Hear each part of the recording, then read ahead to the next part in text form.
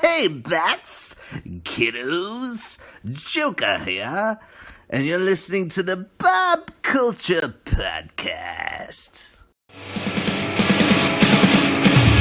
Nothing between the lines of the page or out of time.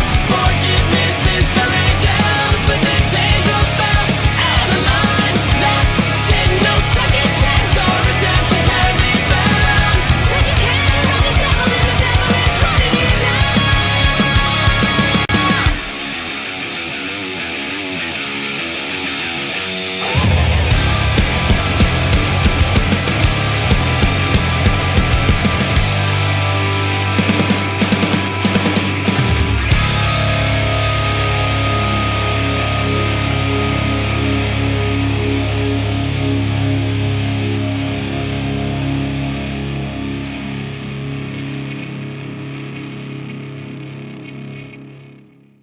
All right, ladies and gentlemen, welcome into a very special Radioactive Papi edition of the BCP. Super excited to welcome into the show. This is bucket list for me, guys. Please welcome in a former Marine, actor, stuntman, super dad. He is a mainstay, a pillar, and a show stealer on all AEW programming. Please welcome into the show the Radioactive Papi himself, Mr. Danny Limelight. What's up, bro? Applause track. Thanks, man.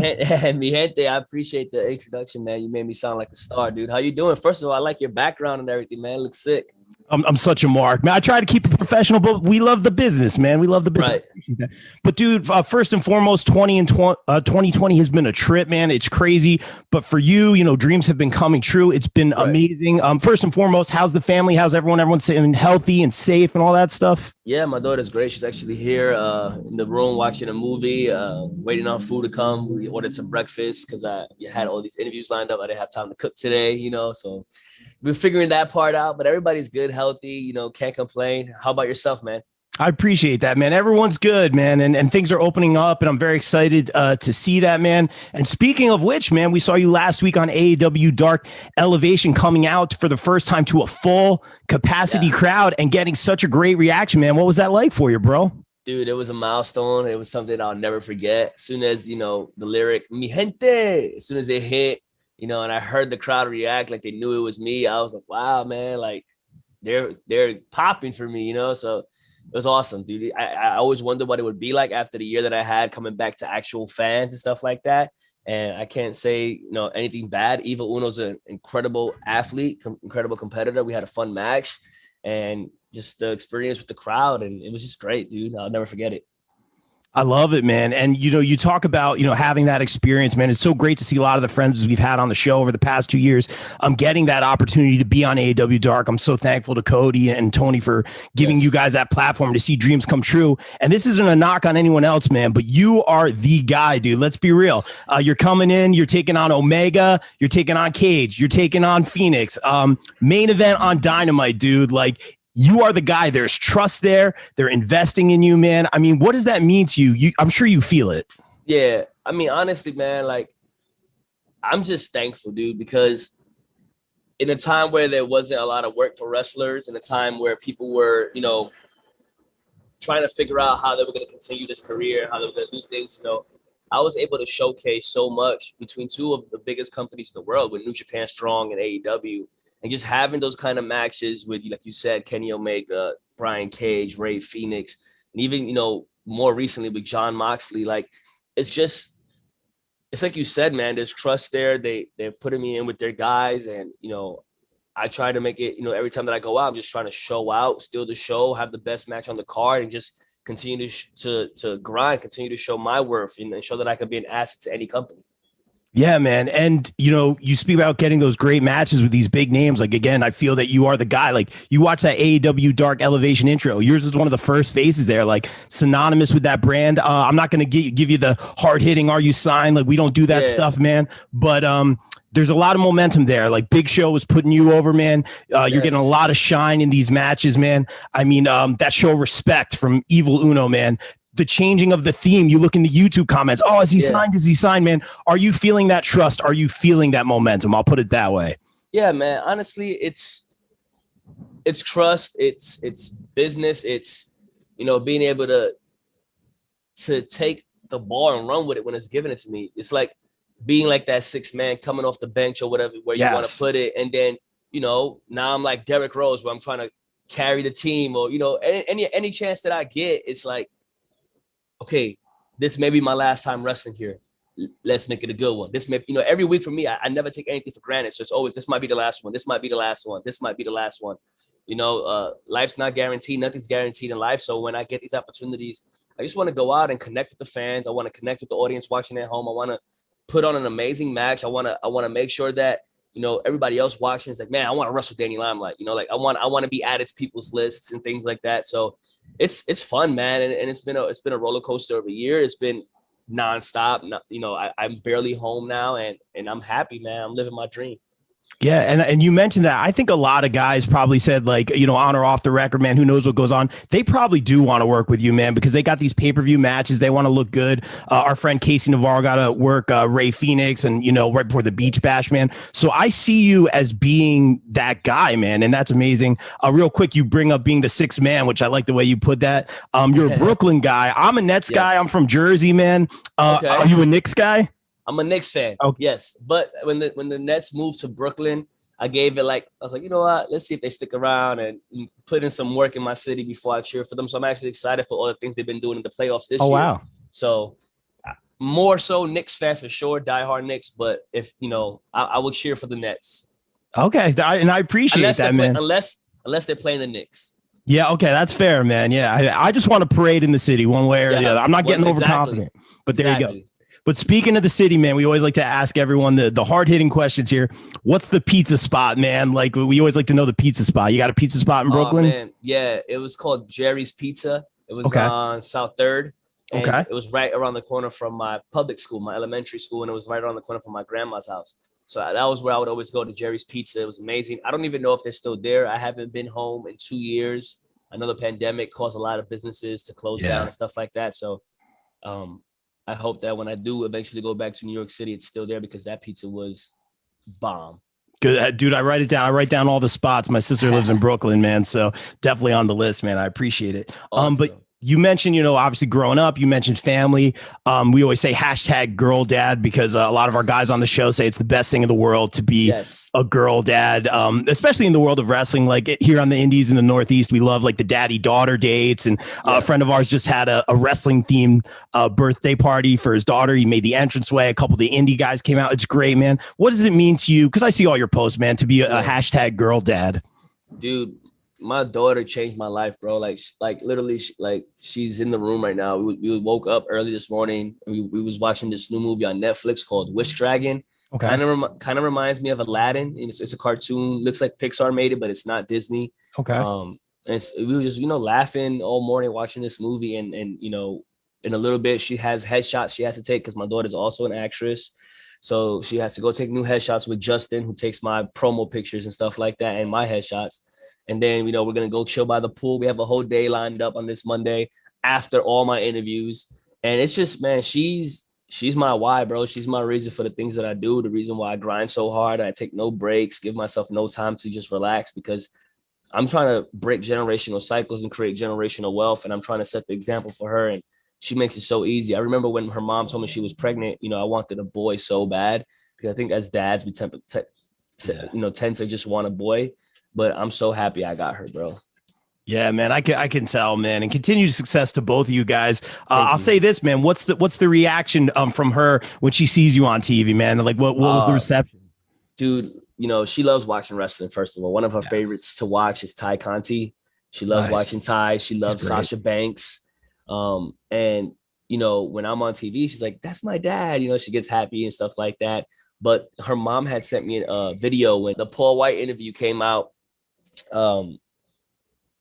Right before my main event match with John Moxley, and she was watching it live, and her mom sent me a video. My daughter was like, "Mi gente!" Like, she was like super excited to see me, like was going through that interview. And it was crazy because my daughter never really understood why, like, I was always gone, and she never really understood. Like, she knows that I'm a wrestler, and she knows that I do XYZ, but she still doesn't resonate why, oh, well, how come dad's not here? Or why he couldn't make it to my piano, showcase this year, or whatever, dance recital, whatever she's into, because we put her in a lot of things.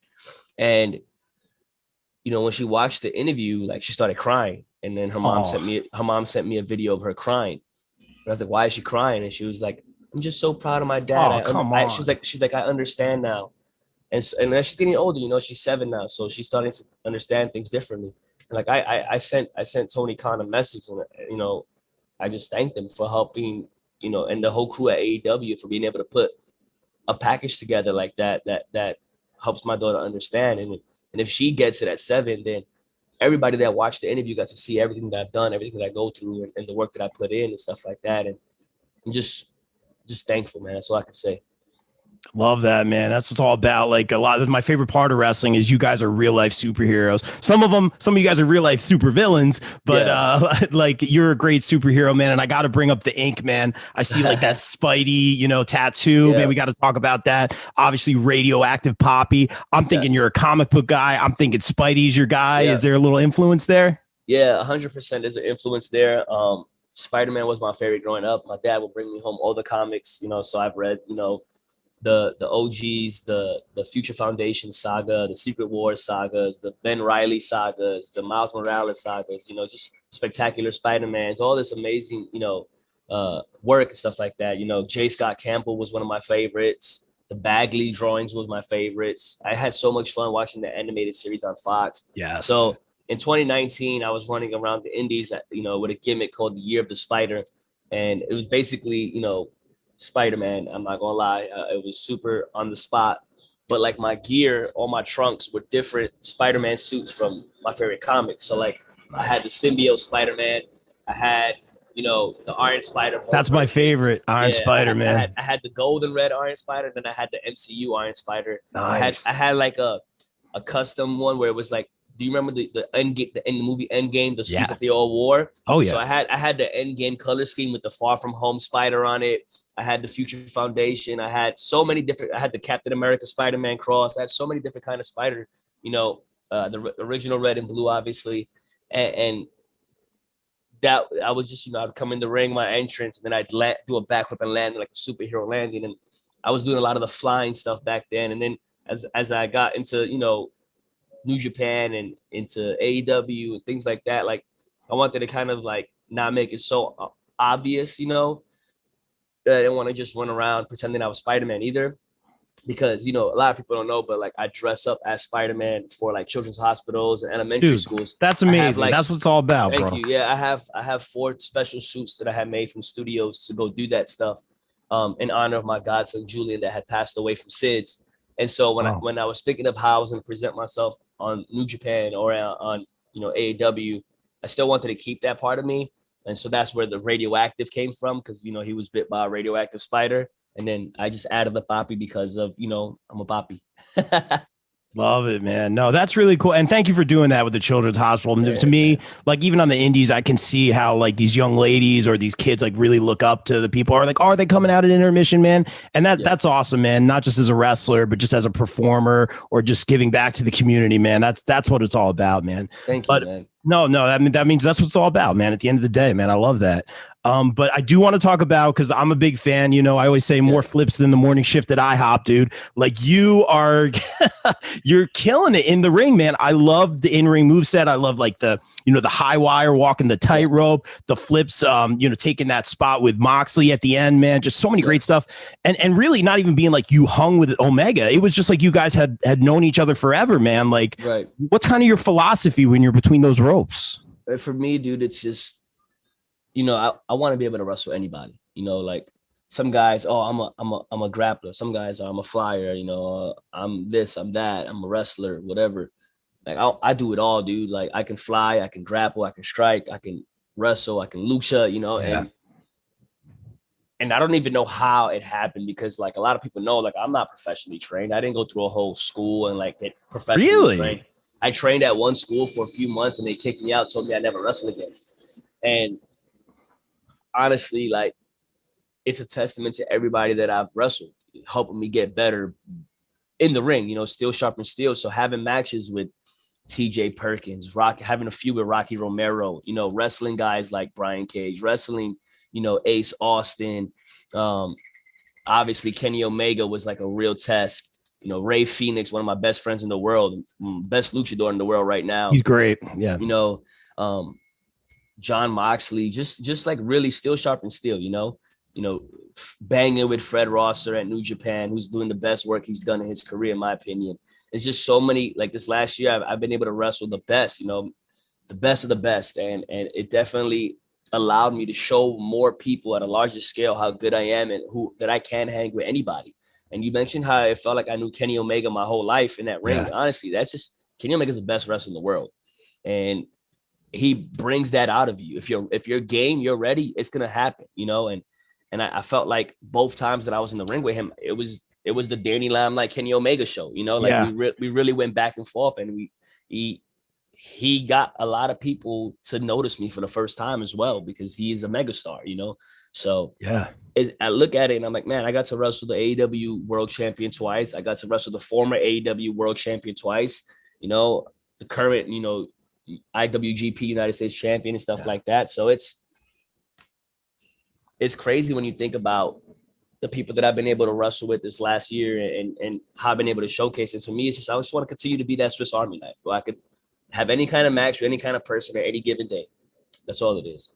Dude, and that's what you're doing. You're killing it. But I wanted to ask you this, bro. A lot of factionism going on, obviously, in AEW right now. This fun fan question. We saw that show of respect from Evil Uno, obviously, at the end, man. Say there was some sort of faction that you were going to link on. Now, obviously, a singles guy. Would it be fun to be like a Dark Order guy? Would it be a Team Taz? And would you join up with Phoenix, man? What would be the dream there?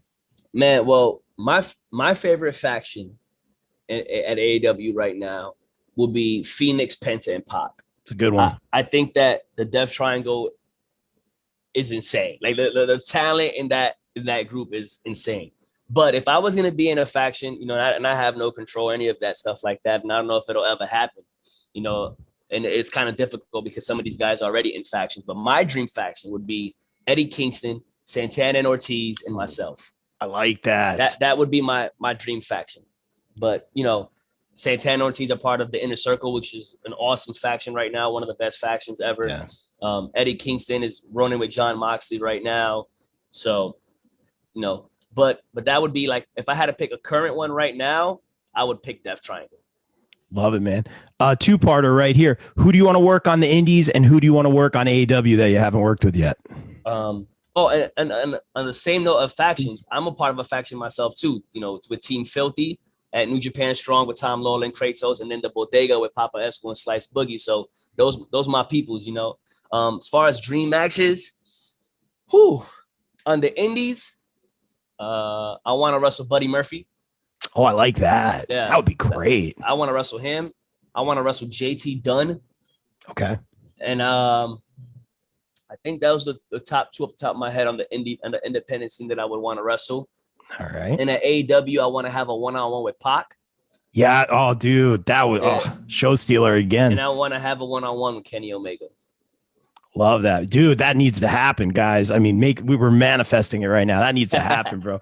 I love that. And I did want to talk to you about I did hear Kenny say you can't just ask to wrestle the champ. You can't just go online and say you want to wrestle the champ. And he's right. He's the champion. It's the most, in my opinion, the most protected championship in all professional wrestling right now.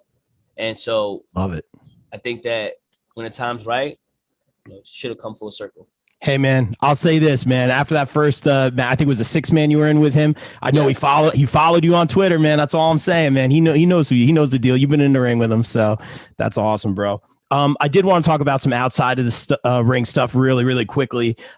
You're apparently an actor, writer, director. Like I saw some of these films that you were working on. What was it? Above the Line and a couple other things. Yeah. That's amazing, man. How are you able to do all that, man? Tell us about that. The Marine Corps taught me how to, time management, stuff like that. So I've always been someone who could cram so much shit in one day. So, I opened Limelight Productions just over a year ago. Still working on doing a lot more bigger things with it. So I tried doing more with it this last year. And I was able to, in the 2020 during the pandemic, I was able to write, produce, star in 1, 2, 3, 4, 5 short films. Wow. Partnered with my good friend Miko Sad, who's an Egyptian filmmaker, director, producer as well. He directed most of them. Actually, he directed all of them except one of the 5. And then right now We are in post-production in one of the biggest projects that I've ever done. We had an $8,000 budget that I came out of pocket for, and fundraised $3,000 to help. So fans donated, family, friends, things like that, word of mouth.